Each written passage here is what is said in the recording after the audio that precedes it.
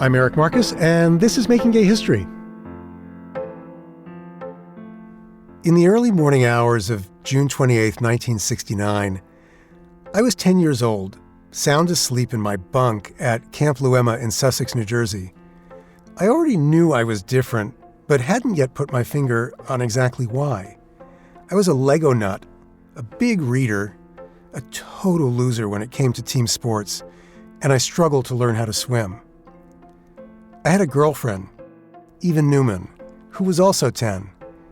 We looked so much alike, the same height with thick wavy brown hair and green eyes, that people thought we were twins, which didn't creep me out at all because it never occurred to me that that would be creepy. Maybe because she wasn't that kind of girlfriend. We held hands, played cards, which was about as far as I'd ever want to go with any girl. On that hot night in June 1969, asleep under a full moon in the New Jersey countryside, I was dreaming of my cat Tiger Lily, who I missed terribly. That's my story about that night 50 years ago. But while I was safely tucked into bed at Camp Luema, a rumbling of discontent was about to erupt into something much bigger, 50 miles away in New York City.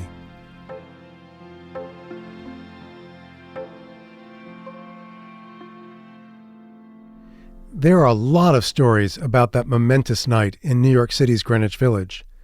Stories much closer to the action than mine. Sadly, many of the people with direct experience of what happened around 1 a.m. on Saturday, June 28th at the Stonewall Inn, through that night and the nights that followed, have since died. So we've gathered almost a dozen accounts from interviews recorded in the year after the riots, from my archive from the late 1980s, and one from a more recent conversation. There are contradictions and inconsistencies in the accounts. Not everyone agrees, not everyone saw it from the same spot, memories change with time, and they rarely exactly match. But these oral histories, these personal stories, will bring this moment to life through the voices of the people who lived it. A note on language: you're going to hear the terms queen, scare drag queen, and transvestite used a lot. Those words don't mean the same thing as they did back then. In some cases, they've fallen out of usage, in others they're offensive terms now. But it's the language of the time and the people who were there, and we're here to hear their voices. It's time for me to step back and let Sylvia Rivera, Marsha P. Johnson, Morty Manford, Vito Russo, Craig Rodwell, Damian Martin, and Dick Leitch tell you their stories. I spoke with all of them 30 years ago, and they've all since died. You'll also hear from Martha Shelley, who is still fighting for social justice on the West Coast, from Randy Wicker, who turned 81 last February, and from Martin Boyce, who met me outside the current Stonewall Inn to tell me about its previous incarnation. My name is Martin Boyce, and I'm a Stonewall veteran. So we walk up to the front of the Stonewall. Yeah. What was it like? You arrive at the front door. What happens next? Well, you arrive at the front door, and then you wait for them to say, either we're full or you can't come in because of this or that. That means you just weren't being allowed in. And if that didn't happen, which usually didn't happen, you would just go in. You'd pay you sign the book. It was called the private club to Stonewall.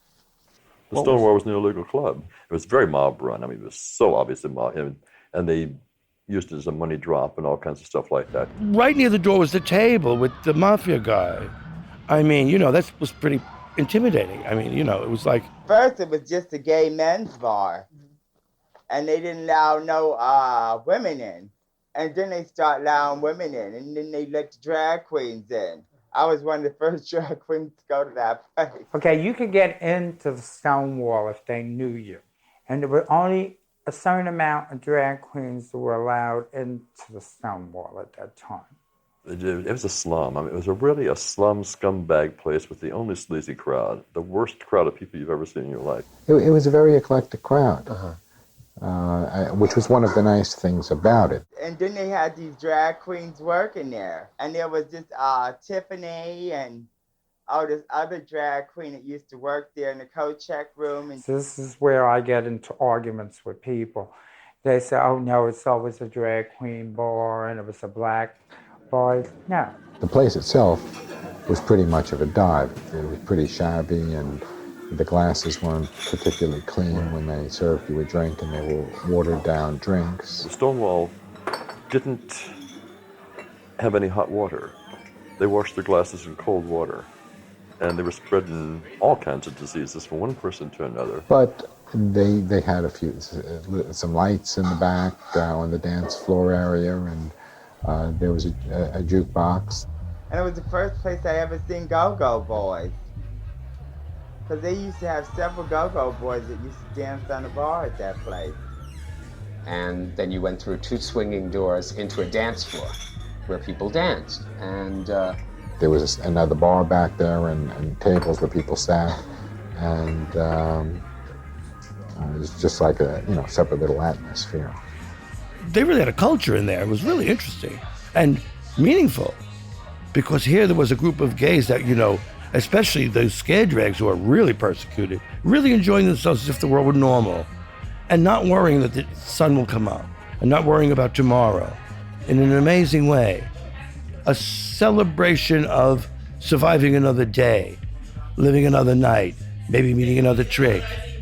The Stonewall had opened its doors as a mob-run private club in March 1967, 3 years after a fire had gutted Bonnie's Stonewall Inn. That was the restaurant that had occupied the space for 3 decades or so. The new owners of the Stonewall, affiliated with the Genovese crime family, slapped black paint on the walls to cover the fire damage, put in a jukebox, and started selling watered-down drinks and bootlegged liquor to a crowd with few other options. Private clubs like the Stonewall were being raided by the cops with increasing frequency. Those raids were usually cleared up pretty fast, with a payoff from mobster bar owners, as Sylvia Rivera explained to me. They would come in, raid a gay bar, padlock the freaking door. The police would leave one way. The mafia was there, cut in the door. They had a new register, they had more money, and they had more booze. On Tuesday, June 24th, 1969, Inspector Seymour Pine from the NYPD Public Morals Division raided the Stonewall Inn. The Tuesday night raid went off like so many others. The patrons were escorted out, the bar staff were arrested, and the proceeds were confiscated. According to Stonewall historian David Carter, one of the bar's owners assured Inspector Pine that night that the Stonewall would be back up and running the next day. It was. So Seymour Pine planned another, more consequential raid that would happen a few days later. On June 28, 1969, thousands of homosexuals rioted in New York's Greenwich Village section. The disorders began with a routine police raid on a homosexual bar, the Stonewall, on Christopher Street, in the heart of the West Village, commonly referred to as the gay ghetto of New York. Morty Manford was inside the bar that night. I was inside and I was a patron. He had no idea that 2 female undercover officers were already mingling with the clientele to scope things out. But he couldn't miss it when Inspector Pine and 5 other cops came in. According to historian David Carter's exhaustive research, the time was 1:20 a.m. Some very officious-looking men in suits and ties entered the place. Whispers went around that the place was being raided. Suddenly, the lights were turned up, the doors were sealed, and all of the patrons were held captive until the police and the federal agents decided what they were going to do. So you were inside? I was inside. And Sylvia Rivera was there that night too, apparently. At that time, I didn't know Sylvia Rivera. And I just happened to be there when it all jumped off. The police came in, they came in to get their payoff as usual. There's the same people that you saw was come into the Washington Square bar to, get their payoff. It was a nervous mood that set over the place. Everybody was anxious, not knowing whether we were going to be arrested or what was happening next. We had to line up and our identification would be checked before we would be freed. People who did not have identification or people who were underage and transvestites as a whole group were being detained. And those people who didn't meet their standards were incarcerated temporarily in the coat room. They were put in the closet. But that's right. Little did the police know the ironic symbolism of that. Yes. Yes. But they found out fast. I don't know if it was the customers or was the police. It just, everything clicked. As people were released, they didn't run away and they stayed outside. They awaited the release of their friends. Some of the gays coming out of the bar would take a bow, and their friends would cheer when they came out, and it was a colorful thing. This was one of the things we did. If you were not in a raid, you'd watch the aftermath. It was almost like, celebrating your good luck and seeing like Schadenfreude, I think the Germans say. It was a march of gays who had taken their chance by going to a gay bar, And that's the way it was. They got caught and you didn't. When they ushered us out, it was nice, when they just very nicely put you out the door and then you're standing across the street in Sheridan Square Park. The tension started to grow, and after everybody who was going to be released was released, the prisoners were herded into a paddy wagon parked right on the sidewalk in front of the bar, and they were left unguarded by the local police, and they simply walked out and left the paddy wagon to the cheer of the throng. There's a couple of dykes they took out and threw in a car. They got out one side and... But there was trouble between one of the drag queens in the paddy wagon and the cop outside. Well, there's one drag queen that, they brought her out, and I don't know what she said. It's just that, And she kicked him. I only saw her heel kick him back, but that was enough for him to jump in the back of the car. They just beat her into a bloody pulp. You heard it. You heard the sounds of flesh and bone against metal. And, it was a sound we all knew. We all winced. Craig Rodwell just happened to be passing by the Stonewall with his lover, Fred Sargent, that night. Craig's account comes from an almost 50-year-old tape that we retrieved from the vault of the New York Public Library's Manuscripts and Archives Division. And we were passing through Sheridan Square. We noticed this big crowd in front of the Stonewall. There was a police van out front, and a crowd of about 500 people, I would say. And it was obvious what was going on. We asked people if they're raiding Stonewall and so forth. And I remember I started yelling things like, "Get the mafia on the bars," or something. Fred punched him. Shut up. He was like, "Sylvia, don't go off." And I'm like, "Why not?" I said, "I have to go off." I said, "I have to be part of this." I said, "I have to. The feeling is here." You saw what you want, you fags. Now get the hell out of here. Show's over. And turn around like you always turn around, with complete confidence. And we started moving towards him. I mean, nobody looked at each other. Nobody discussed anything. We just started moving towards him. Everybody's looking at each other. But why do we have to keep on constantly putting up with this? Somebody in the crowd started throwing pennies, or some people in the crowd threw pennies across the street. The nickels, the dimes, the pennies. Pennies started being thrown. The quarters. Started flying. Why that? Why do people do that? The payoff. That was the payoff. That was the payoff. It was to symbolize the payoff. Yeah. You already got... Here's some more? And here's some more. I think that the riot started in a bunch of places at the same time because there was provocation for everybody along that line. Sort of happened before you knew it. Large objects started to be thrown. Bottles, beer cans. One person apparently threw a rock, which broke one of the windows on the second floor. And at the shattering of glass, the crowd sort of, ooh. It was a dramatic gesture of defiance. Mm-hmm. The riot was on in my section. On. And everything is going off really fast. I thought it was going off really fast. They locked. The cops locked themselves in the bar. The police began to see that the crowd was hostile and was mad and getting madder. So they retreated within the Stonewall and locked the doors. A policeman had been hit in the face by some sort of flying object, and it drew blood. As the cops beat a hasty retreat into the bar, they grabbed a bystander, musician Dave Van Ronk, and dragged him in too, barricading themselves inside with guns drawn. Inspector Seymour Pine would later say it was more terrifying than any of his combat experiences during the Second World War.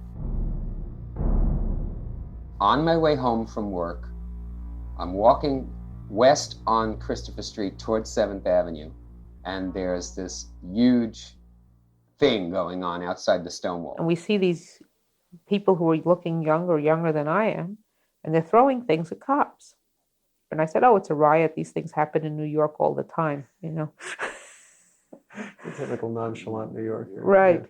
Or putting it on. I said, well, you know, let's toddle away and do something else. And it escalated. A few more rocks. And it was at that point that 2 or 3 people in the crowd got a parking meter. They started using it as a battering ram at the door. I mean, it was like medieval, you know, across the moat trying to break the castle doors down. The cops were, you know, they just panicked. Somebody stuck a gun out. Inspector Pine really panicked. He really did. Somebody from inside the bar opened the door, and they were almost reaching out with a gun, telling people to stay back. Plus, he had no backup. And then withdrew the gun, closed the door, went back inside. He did not expect any of the retaliation that the gay community gave him at that point. And then somebody else or other people took a garbage can, set it on fire, one of those wire mesh sanitation department garbage containers, and threw the burning garbage into the premises. The location where this window was that was now set afire was where the coat room was. Burning the closet. Burning the closet, exactly. I don't know where they got the Molotov cocktails, but they ended up showing up. They were thrown through the door and whatnot.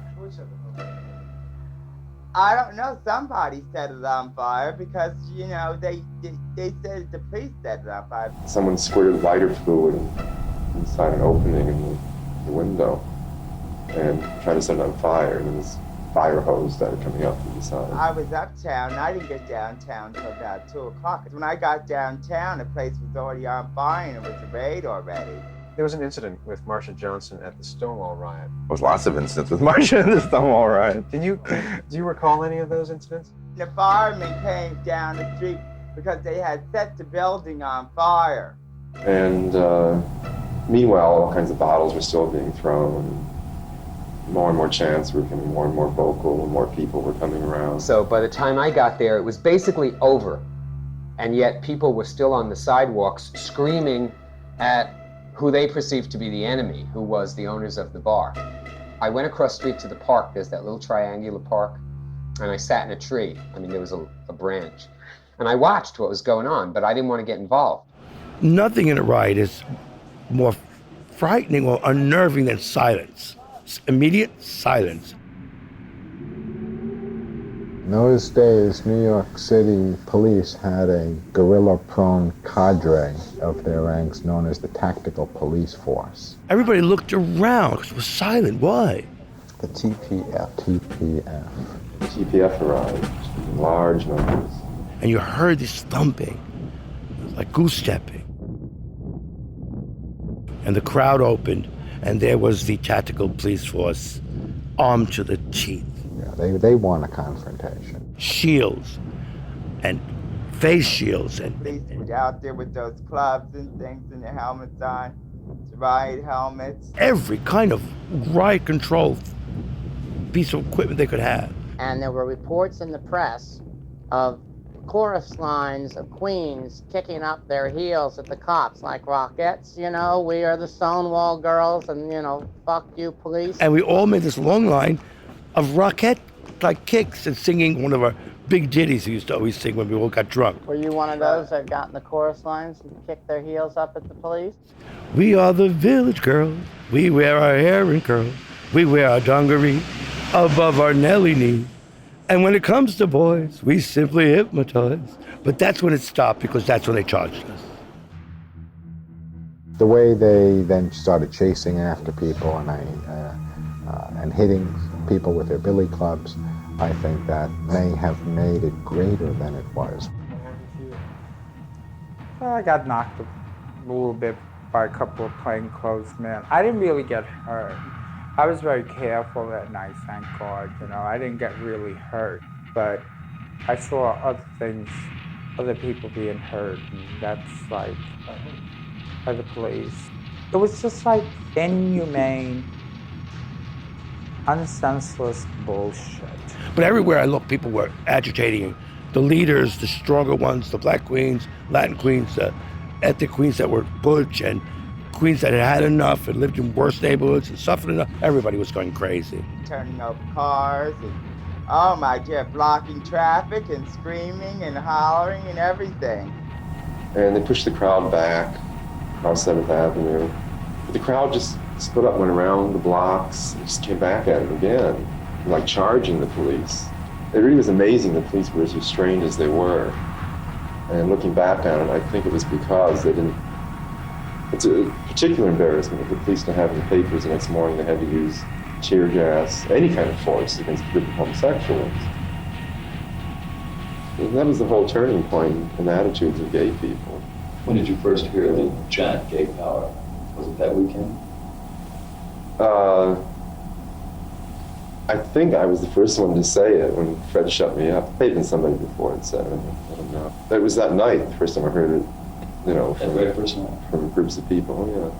And then somebody came along and spray painted on the front of Stonewall a message to the community to quiet down, that this was our neighborhood and we weren't going to let them take it away from us, and, you know, everybody should calm down and go home. The fighting died down, the sun was coming up, 13 arrests were being processed at the precinct, and Martin Boyce and his friends were spent. All rioted out for the time being, they watched a new day dawn over Greenwich Village. So it's dawn, right? And you're sitting on a stoop right across the street where we're standing now. Right. And what did you see as the sun began to rise? As the sun began to rise, you know, with my head down and tired, I kept looking up and I saw this queen who was exhausted, bruised a little, I believe, and couldn't go on anymore, was just on a stoop. Exhausted but at peace, because near her was a cop who was also exhausted that made no attempt to bother her. I mean, the riot was really over. Still, the street was glistening. It was one of those beautiful things I ever saw. The whole street, just like diamonds. But in reality, it was broken glass. The smell of the smoke of burning garbage cans was there. All those smells that a riot make, even a certain kind of sweat. It was ugly and beautiful. It was something, though. All of these bad images were enveloped in a certain kind of beauty that was coincidence and haphazardly. But then so was the riot, so maybe it was a metaphor for that, because I don't know. But I did notice it. I did stop and registered and memorialized it. And I remember, because the one thing I always said afterwards, even shortly after Stonewall, was the end of that night and how that street glistened.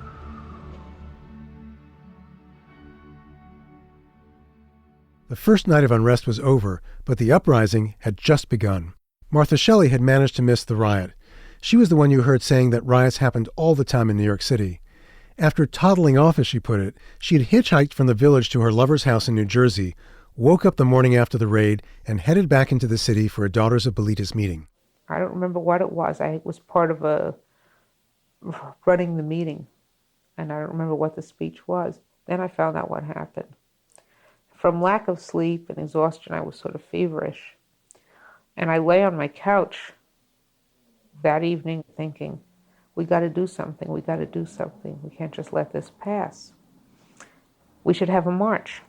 Meanwhile, the police went to the Mattachine Society's office to beg, that the riot not continue another night. Anyway, the cops came that day, that Saturday, came flying up to Mattachine. Help, help, make these people stop.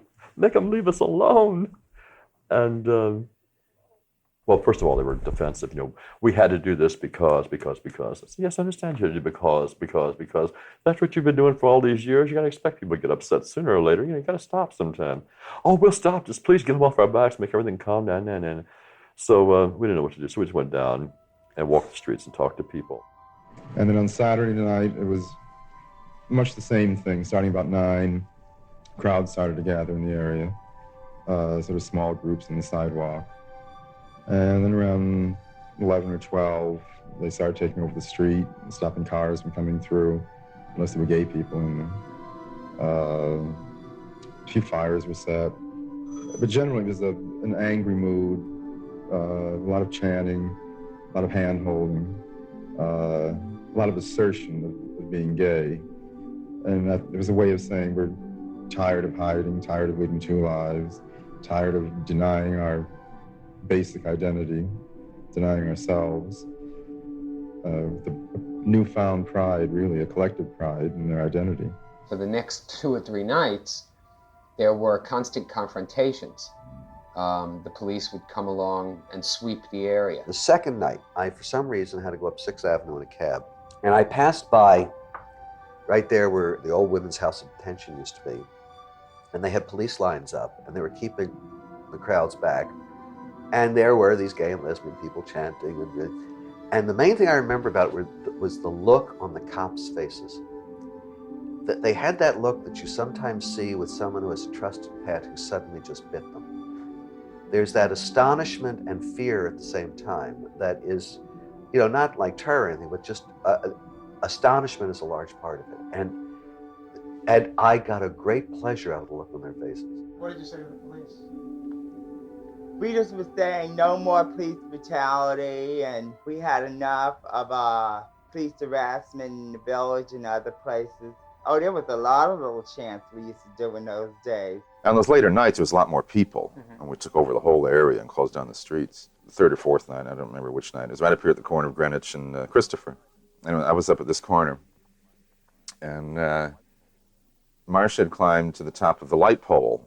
I don't remember specifically whether it was Platform Heels that night or Joan Crawford Fuck Me Shoes or what, Anyway, it was a cop car pulled in and parked on Greenwich Avenue, sort of right under where the light pole is. And Marcia just threw the thing right through the windshield of the cop car. And I was only a few feet away, and I remember the cops, and they knew it came from up there, They didn't care. They just opened the back door and just grabbed the nearest faggot, pulled him in, and then the other started driving. You could see him just beating with a nightstick, By the end of the week, scores of police and rioters had been injured. Many were arrested, and one man, a cab driver, was dead. That cab driver was driving down Christopher Street when rioters blocked his way and rocked the cab. He died later in the hospital of an apparent heart attack. His was the only fatality related to the riots. Almost every homosexual who was in New York at the time of the Stonewall Rebellion has his own private memory of what took place. We would sit on a stoop on Christopher Street and wait for them to come and move us along, and then we would go around the block to where Julius's is and come back and sit down again until they came and moved us again. And this got to be like a 2 or 3 day game.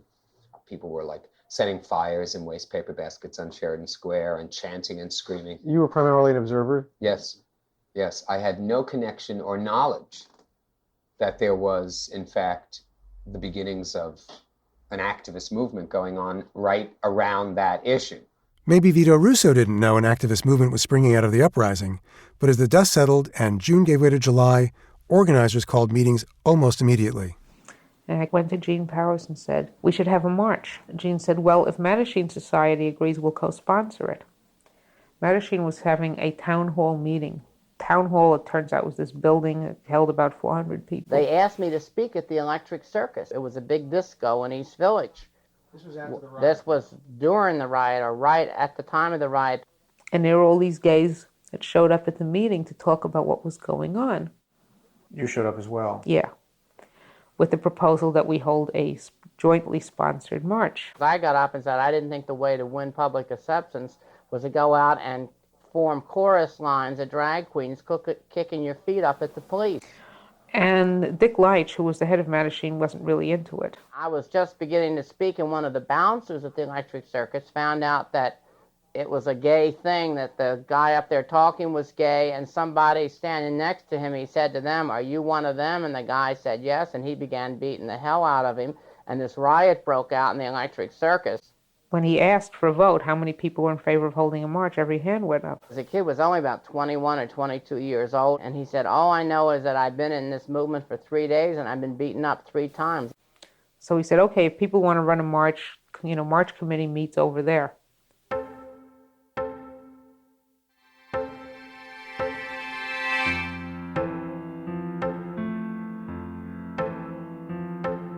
Next week, we'll bring you the story of that march and the first Christopher Street Liberation Day March, which was held to mark the 1-year anniversary of the Stonewall uprising. If not for that anniversary march, which was the culmination of intensive organizing that the riots inspired, Stonewall might very well have been lost to history. Many thanks to everyone who makes Making Gay History possible. Executive producer Sarah Birmingham, producer Josh Gwynn, assistant producer Mo Laborde, administrative and special projects manager Inga Dataya, scoring, mixing, and sound design by Ray Kantrowitz, photo editor Michael Green, and our social media team Cristiana Pena, Nick Porter, and Daniel Lorenko. Thanks also to our intrepid researchers Brian Faree and Brian DeShazer. Special thanks to Jenna Weiss-Berman. Our theme music was composed by Fritz Myers. Making Gay History is a co-production of Pineapple Street Media, with assistance from the New York Public Library's Manuscripts and Archives Division, the One Archives at the USC Libraries, and the Pacifica Radio Archive.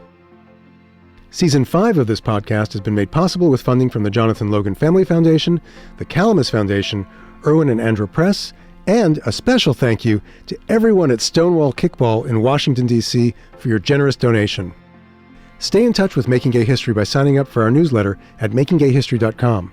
Our website is also where you'll find previous episodes, archival photos, full transcripts, and additional information on each of the people and stories we feature. So long, until next time.